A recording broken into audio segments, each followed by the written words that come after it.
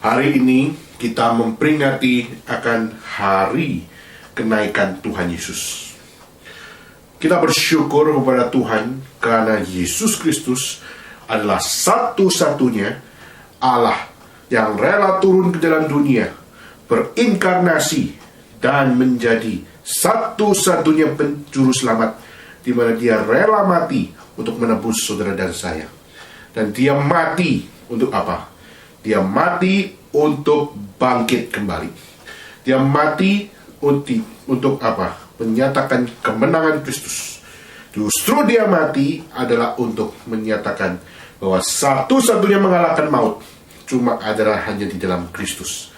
Dan di situ kita melihat hari kebangkitan Tuhan Yesus menjadi satu hari yang penting, khususnya untuk menyatakan bahwa di saat semua pendiri agama mati, di saat semua orang-orang yang menyatakan sebagai tokoh-tokoh kepercayaan mati, maka Yesus Kristus satu-satunya yang bangkit dari kematian. Dan dari dia sebagai satu-satunya bangkit dari kematian, dan dia naik ke surga. Dan dia naik ke surga, yaitu dia kembali kepada Bapa, kembali kepada siapa yang mengutus dia.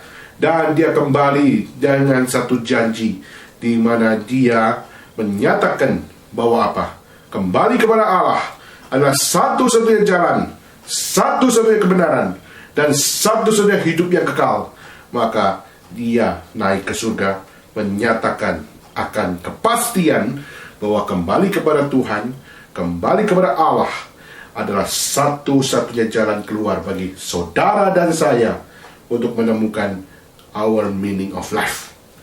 Maka ini saya mengajak saudara di dalam akan pertemuan hari ini untuk kita bersama-sama merenungkan sebagian dari firman Tuhan, untuk kita belajar mengerti akan penyertaan Tuhan.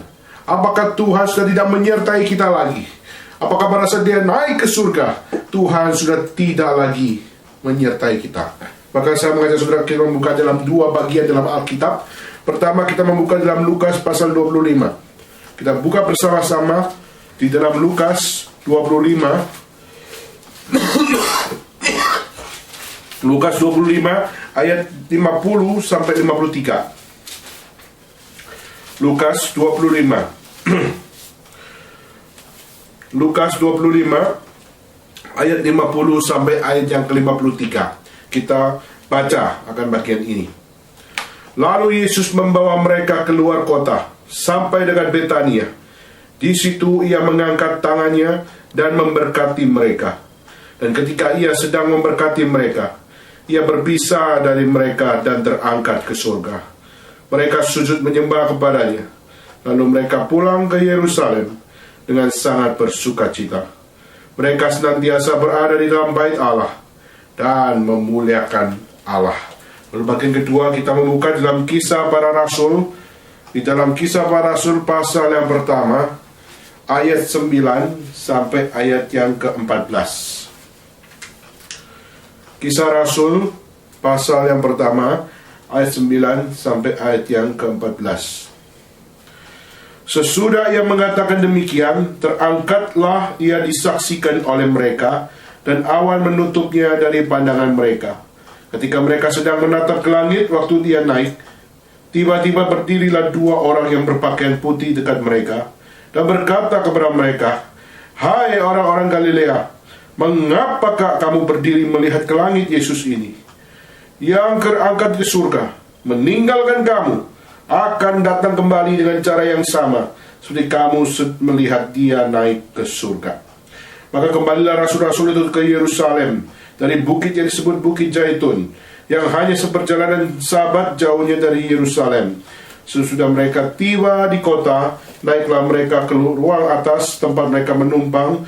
Mereka itu ialah Petrus dan Yohanes, Yakobus dan Andreas, Filipus dan Thomas, Bartolomeus dan Matius, Yakobus bin Alfeus, dan Simon orang Selot, dan Yudas bin Yakobus. Mereka semua bertekun dengan sehati dalam doa bersama-sama dengan beberapa perempuan serta Maria, ibu Yesus, dan dengan saudara-saudara Yesus. Saudara, pada saat di dalam hari kenaikan Tuhan Yesus, kita bersama-sama akan coba untuk belajar tentang satu hal, bagaimana kita melihat signifikansi kenaikan Tuhan Yesus dengan kehidupan kita sebagai orang Kristen. Apa yang menjadi satu relevansi antara kenaikan Tuhan Yesus dengan kehidupan kita sebagai orang-orang reform. Pada saat kita melihat Yesus Kristus, pada saat Dia sebagai satu-satunya Allah yang rela turun ke dalam dunia, di mana Dia berinkarnasi dan Dia menjadi satu-satunya penebus, di mana Dia rela mati untuk menebus dosa manusia. Maka ini tidak dilakukan oleh pendiri-pendiri agama, dan tidak dilakukan oleh setiap tokoh-tokoh kepercayaan yang mengaku mereka adalah orang-orang yang cukup qualified untuk dapat menyebarkan akan ajaran. Maka satu-satunya di mana Dia rela mati dan membuktikan cinta kasih Allah adalah cinta kasih yang sungguh-sungguh, cinta kasih yang relevan, dan cinta kasih yang masuk ke dalam hati kita. Itu cuma hanya dinyatakan dengan begitu sempurna, yaitu di dalam Yesus Kristus saja. Maka Dia taat sampai mati, di mana Dia dari anak Allah yang turun dan menyatakan akan apa yang menjadi rencana Tuhan. Maka inkarnasi tidak bisa lepas dari kekristenan. Maka inkarnasi adalah satu pengajaran yang tidak boleh tidak ada di dalam kekristenan. Kedua, yaitu di dalam konsep bagaimana kebangkitan Kristus juga adalah satu keunikan di dalam kekristenan, di mana kebangkitan Kristus menyatakan kemuliaan Tuhan sekali lagi dinyatakan, yaitu Dia menang atas maut, dan Dia dapat menyatakan satu-satunya Allah yang juga bangkit dari kematian, dan menyatakan bahwa satu-satunya jalan kembali kepada Allah yaitu cuma melalui Dia. Maka tidak ada nama lain di bawah kolong langit ini, hanya ada satu nama, yaitu Yesus Kristus. Dan itu yang harus diaminkan oleh setiap orang-orang yang ada di dalam gereja. Ya, nama yang harus diaminkan oleh orang-orang yang percaya kepada Tuhan. Tetapi pada saat kita melihat di sini, seringkali kita kurang memiliki satu hal, urgensi untuk memahami bagaimana Kristus menyatakan signifikansi dan relevansi terhadap kita masing-masing di dalam kenaikan Tuhan Yesus.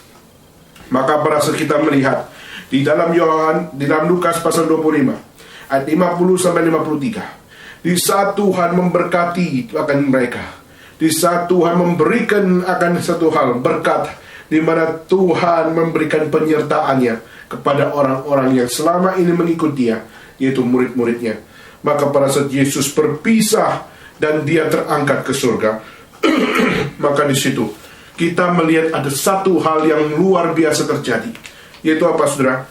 Pada saat Yesus memberikan berkat, pada saat Yesus menumpang tangannya dan Dia berdoa, dan Dia memberikan akan penyertaan Tuhan kepada murid-muridnya, saudara, murid-murid dicatat yaitu mereka menyembah Dia.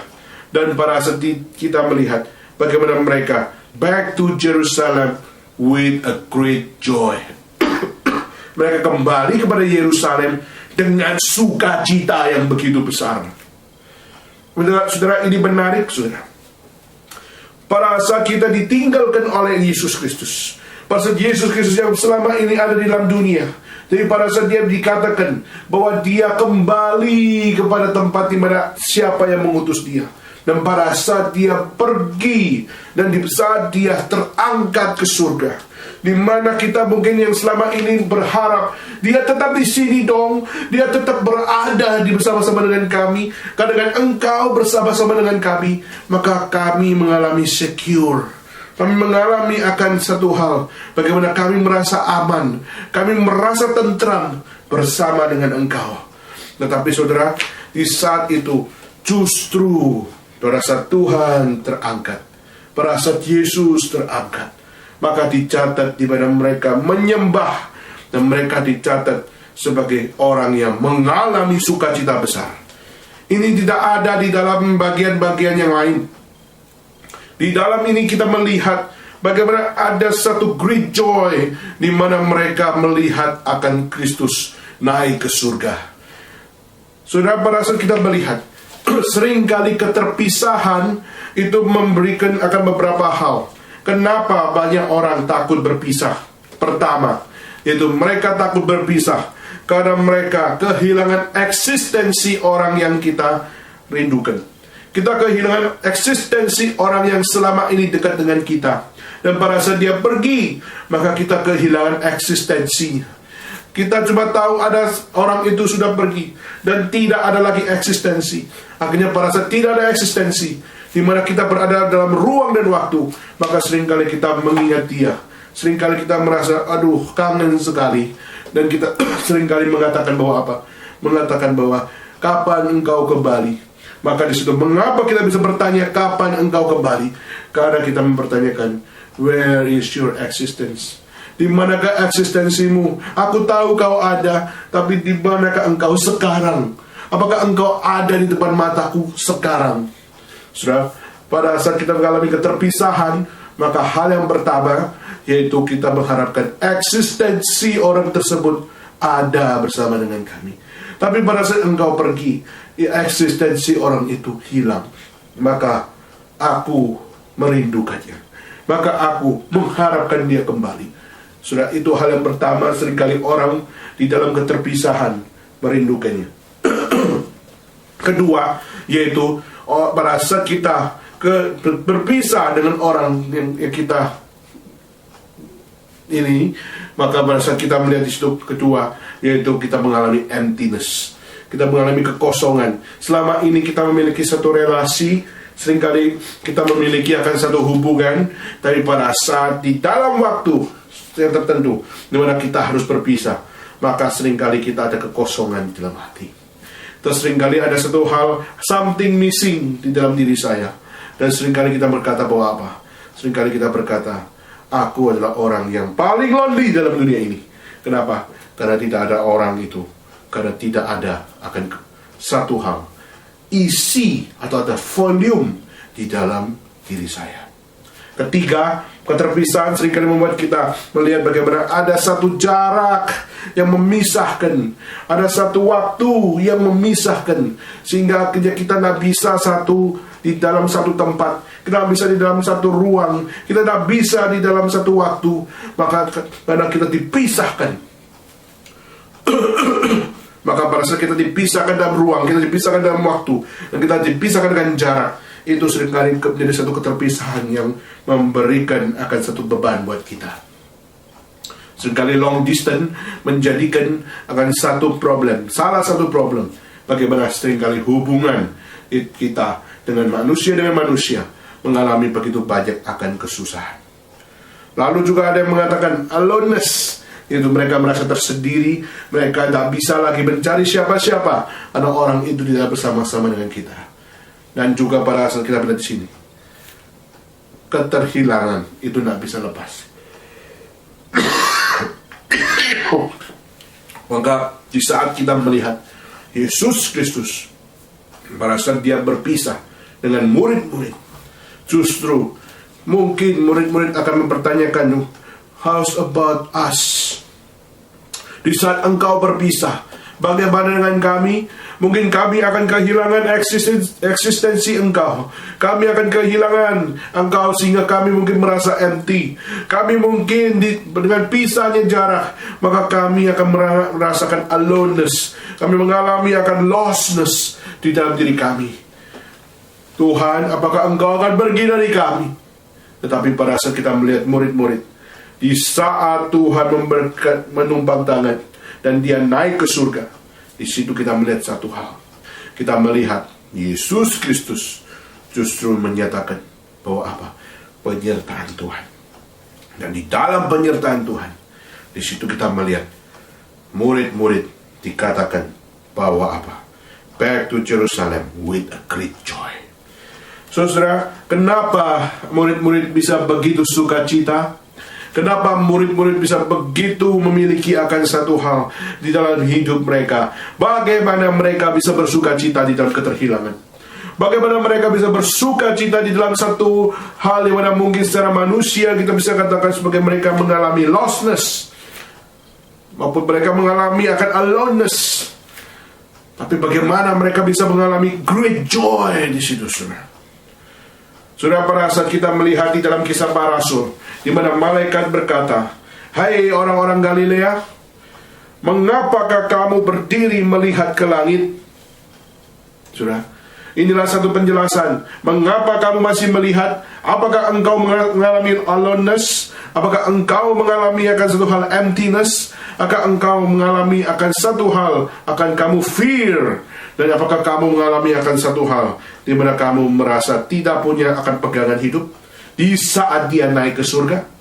Maka pada saat malaikat berkata, "Hei orang-orang Galilea, mengapakah kamu berdiri melihat Yesus naik ke surga?" Maka dia mengatakan, "Lihat Yesus yang terangkat ke surga, dia akan datang kembali dengan cara yang sama seperti kamu melihat dia naik ke surga." Saudara, pada saat malaikat berkata seperti ini, pada saat malaikat berkata dia akan datang kembali, maka pada saat malaikat mengatakan He will come again, disitulah yang menjadi sukacita terbesar. Disitulah yang menjadi satu hal sukacita yang tidak habis-habis ada pada diri murid-murid Tuhan, di mana Tuhan yang naik ke surga, dia bukan naik ke surga dan meninggalkan kita, tapi justru dia memberikan janjinya, di mana di dalam penyertaannya, di mana dia akan datang kembali kedua kalinya. Saudara, the second coming of Christ, disinilah yang menjadi satu hal pegangan janji Tuhan yang harus kita pegang sama-sama, di mana janji Tuhan pasti digenapi oleh Tuhan. Dan bagaimana murid-murid pada saat mendengar apa yang dikatakan oleh malaikat, mereka menggrab setiap apa yang menjadi firman Tuhan, dan mereka taat kepada apa yang diberikan oleh malaikat itu. Dan mereka justru melihat what a great joy, di mana mereka melihat Tuhan yang naik ke surga adalah Tuhan yang akan datang kembali. Maka inilah sebuah janji Tuhan yang pasti digenapi di dalam Tuhan sendiri. Dan yang menjadi signifikansi di dalam hidup kita masing-masing, apa yang menjadi relevansi yang dapat kita menjadi pelajaran di dalam diri kita masing-masing. Maka saudara, hari ini saya akan men-sharingkan akan 3 poin yang besar untuk kita melihat apa hubungannya Jesus Ascension dengan kita punya Christian life. Saudara, maka poin yang pertama, kita melihat bahwa Jesus Ascension atau kenaikan Tuhan Yesus itu bukan bad news.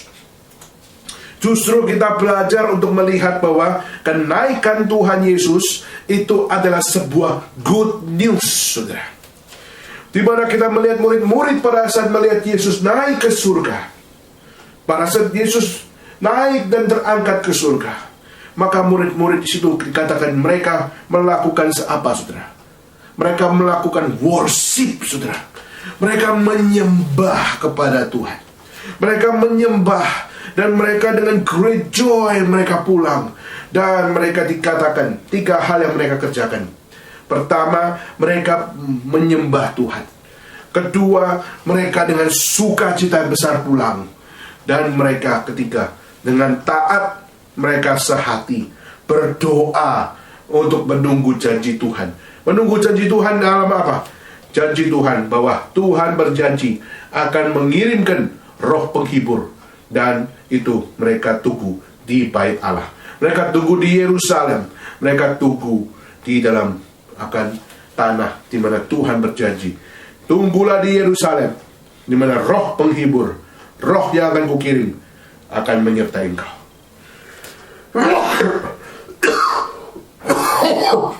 Maka pada saat kita melihat di sini, apakah kita bisa belajar sama-sama untuk melihat bahwa setiap apa yang menjadi pengertian bagaimana kenaikan Yesus, apakah kita bisa juga dapat melihatnya sebagai good news?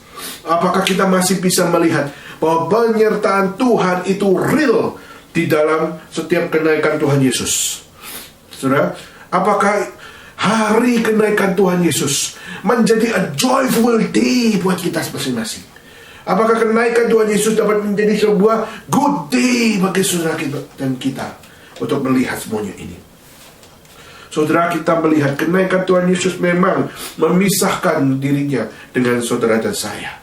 Tetapi saudara, kita belajar untuk melihat the ascension did not take Jesus away.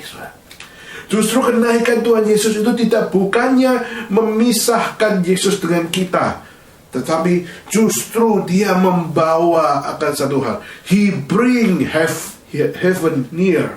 Dia justru membawa surga lebih dekat dengan kita. Karena dia berjanji dia naik ke surga adalah untuk apa? Dia naik ke surga adalah untuk mempersiapkan tempat buat kita.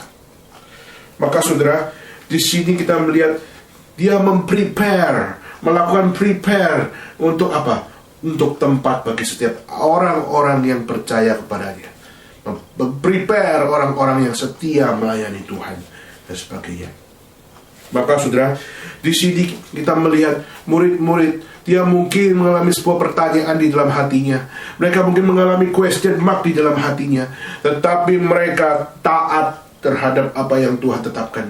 Mereka taat terhadap setiap apa yang Tuhan janjikan. Mereka taat terhadap setiap apa yang Tuhan perintahkan. Maka di sini kita melihat mereka beribadah dengan begitu taat.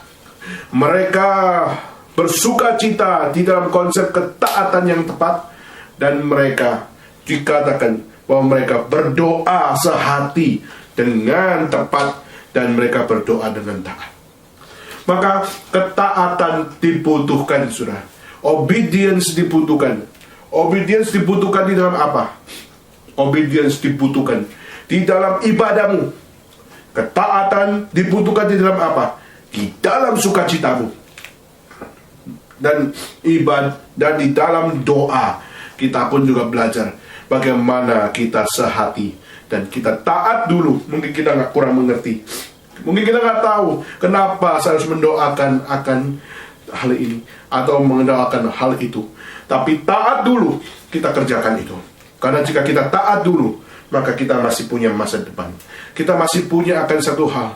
Ketaatan mengajar kita untuk apa? Ketaatan mengajar kita untuk menyadari bahwa aku gak bisa bersandar kepada diriku, tapi aku belajar bersandar kepada Tuhanku. Dan itulah ketaatan, obedience yang harus kita kerjakan. Sudah banyak hal kita kurang mengerti. Seringkali rencana Tuhan, kehendak Tuhan, apa sih yang Tuhan mau? Seringkali kita kurang tahu.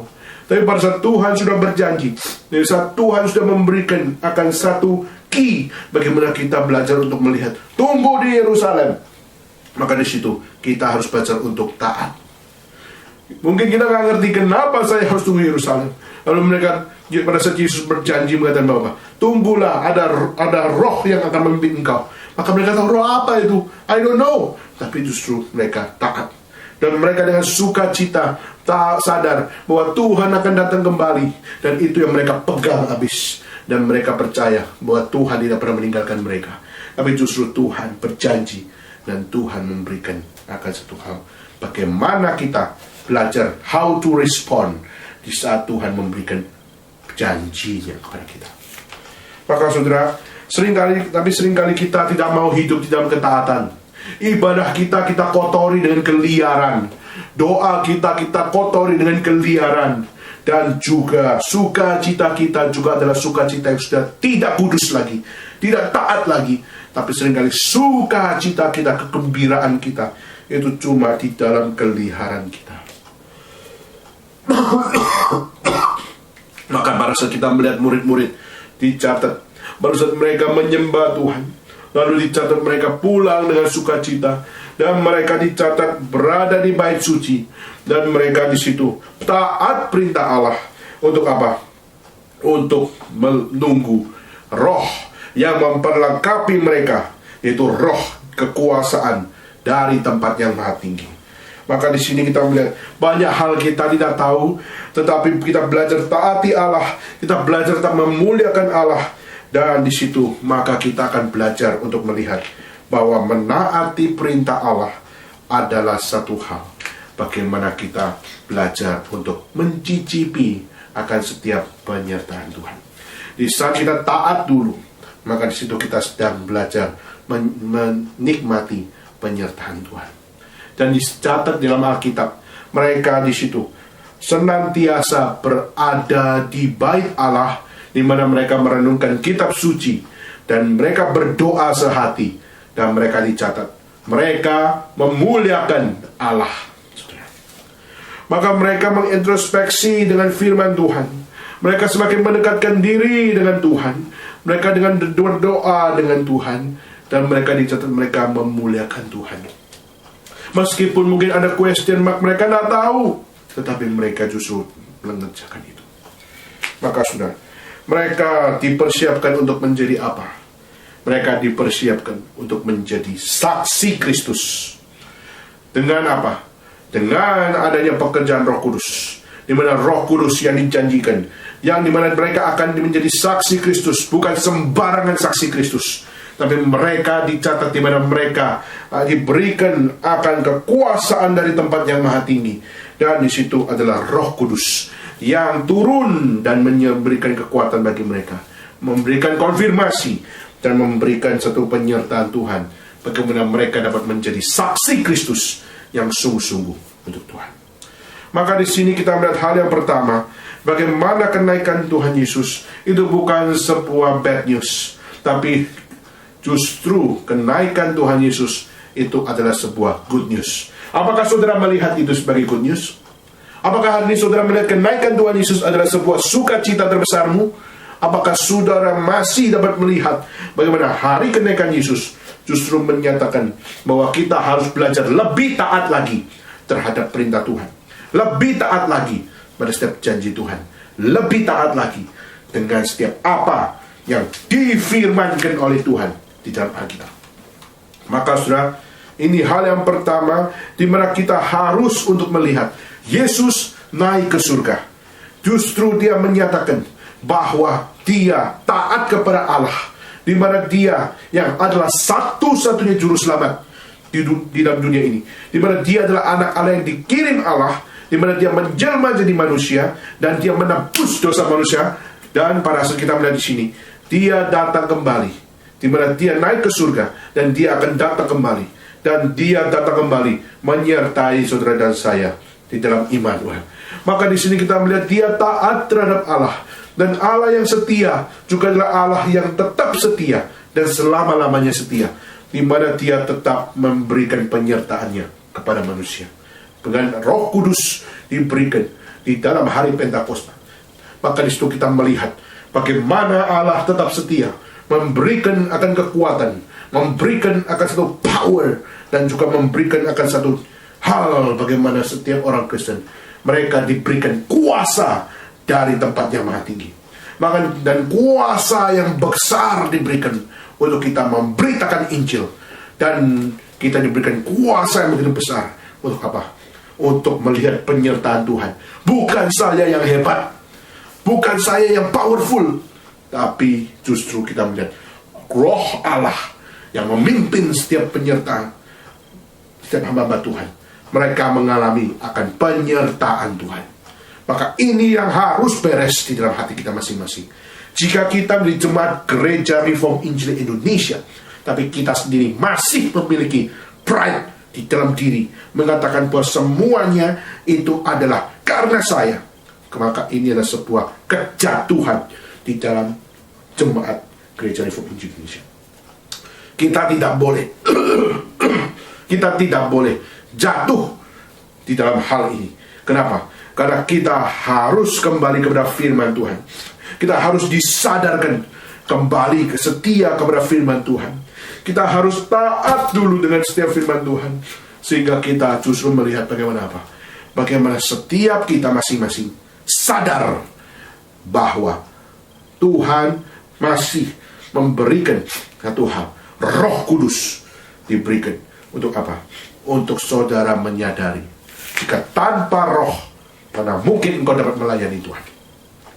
Tanpa pimpinan Roh Kudus, bagaimana mungkin saudara dapat di dalam pelayananmu, di dalam setiap apa yang kamu kerjakan, kamu masih melihat akan apa? Masih melihat bahwa Tuhan menuntun jalanmu. Saudara, kita tidak berjalan sendiri dalam pelayanan. Kita justru di dalam pelayanan kita melihat bagaimana Tuhan memberikan pimpinan, Tuhan memberikan tuntunan, dan Dia justru memberikan di dalam penebusannya. Tuhan memberikan keyakinan, memberikan jaminan, dan memberikan akan satu hal, kepastian bahwa keselamatan yang kekal hanya di dalam dirinya. Dan kita dikonfirmasi di dalam kuasa Roh Kudus untuk kita berani memberitakan, berani men-sharingkan, berani untuk apa? Untuk memproklamasikan iman yang kita percaya. Maka saudara, mari kita bersyukur kepada Tuhan, karena Allah yang kita percaya adalah Allah yang menguatkan hamba-hambanya, yang menguatkan kita masing-masing untuk kita dapat memproklamasikan iman bahwa pada saat Tuhan naik ke surga, itu bukan sebuah bad news, tetapi itu adalah sebuah good news. Kedua, yaitu kenaikan Tuhan Yesus adalah menunjukkan bahwa Kristuslah satu-satunya mediator antara manusia dengan Allah. Maka pada saat kita melihat di sini, Yesus bukanlah average man. Dia bukanlah orang yang biasa, saudara. Tapi Yesus dicatat dia adalah pengantara. Dia adalah pengantara between God and man. Dia adalah sebuah pengantara antara Allah dengan manusia. Dan kita bisa melihat itu di dalam Ibrani. Kita buka sama-sama. Ibrani pasal 9. Ibrani 9 ayat 15. Ibrani 9 ayat 15. Karena itu ia adalah pengantara dari suatu perjanjian yang baru, supaya mereka yang telah terpanggil dapat menerima bagian kekal yang dijanjikan. Sebab ia telah mati untuk menebus pelanggaran-pelanggaran yang telah dilakukan selama perjanjian yang pertama. Maka di sini Yesus jelas dia adalah bukan average man, tapi dia adalah pengantara antara Allah dengan manusia, di mana ada satu hal, di mana dia datang untuk menebus dosa manusia, pelanggaran-pelanggaran manusia, dan dia memberikan satu hal, satu perjanjian yang baru, supaya mereka yang telah terpanggil menerima hidup yang kekal. Maka inilah salah satu penyertaan Tuhan.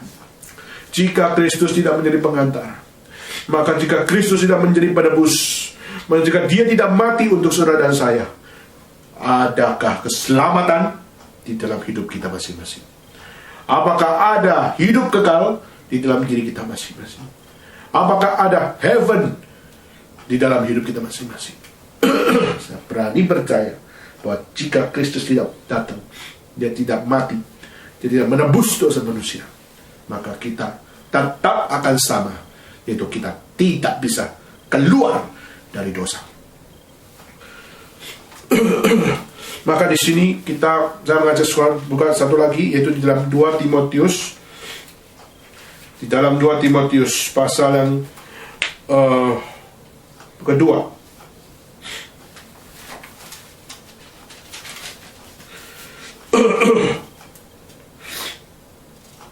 Sorry, 1 Timotius pasal yang kedua. 1 Timotius pasal yang kedua, ayat yang kelima. Dikatakan, karena Allah itu Esa, dan Esa pula dia yang menjadi pengantara antara Allah dan manusia, yaitu manusia Kristus Yesus. Maka di sini kita jelas dua konfirmasi dalam dua ayat ini, bahwa Christ as mediator between God and man, dan itulah the one and only mediator. Saudara, di sini kita melihat Kristus Dia adalah mediator di mana Allah yang suci dengan manusia yang sudah berdosa. Maka dua posisi yang sudah bertolak belakang ini, Kristus menjadi pengantara. Pengantara bagaimana orang berdosa dapat dipersatukan kembali, mengalami fellowship bersama dengan Tuhan, mengalami fellowship with Christ, untuk mereka dapat bertemu dengan satu hal, knowledge of God, bertemu dengan pengetahuan Allah yang suci. Dan di saat mereka di dalam Kristus, mereka baru dapat menemukan pengetahuan Allah yang suci. Hanya dalam Kristus mereka dapat menemukan mengenal atribut Allah yang suci. Di dalam Kristus mereka dapat menemukan janji Allah yang suci. Dan di dalam Kristus mereka dapat menemukan firman yang suci di dalam diri Kristus. Maka saudara, mungkin secara fisikal kita nggak melihat Allah karena Allah naik ke surga. Secara mata telanjang kita nggak bisa melihat. Tetapi saudara, dia tidak hilang. Karena justru dia sebagai pengantara, kita bisa mengenal Kristus. Itulah sebuah hal di mana dia justru bukannya menghilang. Justru keberadaan firman Tuhan, keberadaan Alkitabmu adalah satu bentuk bagaimana saudara dan saya tidak ditinggalkan oleh Tuhan. Karena Tuhan masih memberikan kekuatan di dalam pekerjaan Roh yang Kudus, di mana kita mengerti keberadaan firman Tuhan. Itu adalah gerakan, itu adalah sebuah campur tangan, dan itu adalah sebuah inisiatif dari Allah sendiri. Jadi kita tidak mungkin dapat mengerti firman Tuhan jika Allah tidak menggerakkan kita. Maka Kristus sebagai mediator, dia bukan hanya melakukan pekerjaannya in that time, tapi dia sampai hari ini dia terus bekerja, yaitu di dalam pekerjaan Roh Kudus mengertai kita. Di dalam pekerjaan Roh Kudus membuat kita mengerti firman Tuhan. Di dalam pekerjaan Roh Kudus kita mengalami fellowship with Christ. Di dalam pekerjaan Roh Kudus kita dapat mengenal knowledge dari Tuhan yang suci itu. Saudara, maka saudara, dia tidak hilang meskipun dia naik ke surga. Justru pada dia naik ke surga, dia tetap melihat, dia tetap menyertai, dan dia tetap menyatakan bahwa aku bersama-sama dengan engkau. Immanuel, yaitu God with us. Apakah engkau melihat itu? Apakah engkau mengalami itu? Mari kita jangan main-main. Hidup saudara ada penyertaan Tuhan. Jangan saudara jatuh di dalam ketidaktaatan di dalam diri saudara. Belajar taat, belajar kerjakan. Mari kita lakukan apa yang Tuhan perintahkan. Ketiga, yaitu Kristus, kenaikan Kristus adalah penggenapan janji Tuhan. Di mana pada saat kita melihat Yesus sebagai wahyu khusus, di mana dia adalah yang dinyatakan oleh Tuhan di dalam satu nubuat Mesias dari perjanjian lama, di mana akan ada dari keturunan perempuan ini, di mana akan ada yang meremukkan akan tulang dari ular, atau meremukkan akan kuasa kegelapan, dan itu digenapi di dalam Yesus Kristus. Dan pada saat dia justru dari nubuat dari Kejadian sampai akhirnya kita melihat perjanjian baru digenapi di dalam Kristus Yesus, maka dia menjadi special revelation, di mana firman itu menjadi daging, dan firman itu berada di dalamnya, dan firman itu bersama-sama dengan Tuhan, dan firman itu juga bersama-sama dengan manusia, dan firman itu menjadi wahyu khusus, di mana tidak ada yang dapat membuat kita mengerti tentang Tuhan dan dapat mengerti apa yang kita kerjakan dalam hidup dalam dunia ini jika tidak kembali kepada special revelation. Maka special revelation adalah hal yang harus kita mengerti.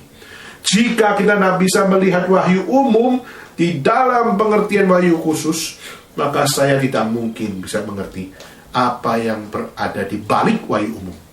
Karena wahyu khusus adalah satu-satunya wahyu yang dapat membukakan misteri di balik setiap apa yang ada di dalam wahyu umum. Maka special revelation itu adalah kunci untuk membuka apa yang ada di dalam general revelation. Maka Yesus Kristuslah satu-satunya wahyu khusus yang adalah firman, di mana firman bukan hanya di dalam Alkitab saja, tapi firman yang menjadi daging, dan itu hanyalah di dalam Kristus Yesus.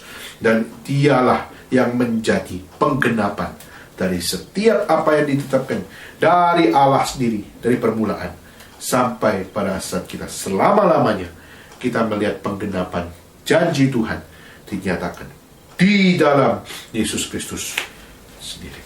Itu pertama. Dan penggenapan janji Tuhan bukan hanya di dalam wahyu khusus saja, tapi penggenapan janji Tuhan juga di dalam keselamatan, di mana manusia yang berdosa baru tahu bahwa penebusan hanya dapat dikerjakan hanya dalam Yesus Kristus dan bukan yang lain. Di mana kita melihat Yesus Kristus yang menggenapi akan satu hal, yaitu menggenapi bahwa manusia bisa keluar dari dosa. Itu cuma ada di dalam Kristus Yesus. Di mana manusia seringkali hanya jatuh di dalam pertanyaan, where are you God? Dan manusia biasanya jatuh dalam pertanyaan, aku empty, aku alone, dan aku mengalami lostness. Dan mungkin kita merasa jarak dipisahkan dari Tuhan dalam diri kita. Tapi Tuhan justru mengatakan apa?